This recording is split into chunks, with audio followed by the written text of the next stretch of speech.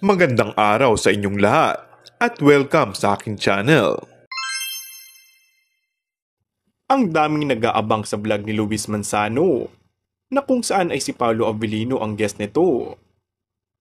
Nag-post na kasi si Luis tungkol sa tell-all daw ni Paolo. Siyempre ang tungkol sa kanila ni Kim Chong inaasahan ng mga netizens, lalo na ng mga Kim Pao fans, ang hinihintay na topic ng dalawa. Ayon naman umanong pangunahan kung kailan naamin ng aktor at aktres sa kanilang relasyon na walang label. Pero exclusively dating daw ayon sa source.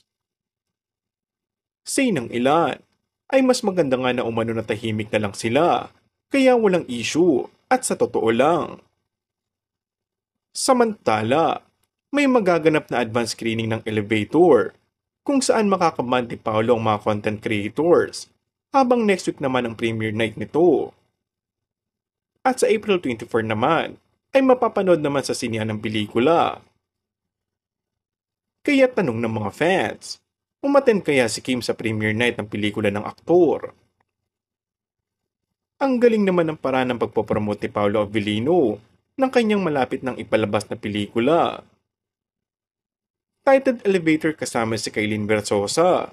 No promo gimmick could be more fitting than Paolo, posing as elevator operator at mall. Kinaaliwan tuloy ang in-upload na video, kung saan ang mapansin ng mga mall goers na si Paolo ang elevator operator at hindi na nagkamayaw ang mga nagpapakuha ng selfie sa kanya. And that's all for our today's video. Kung bago ka lang sa aking channel ay mag-subscribe at pindutin na rin ang notification bell. Maraming salamat!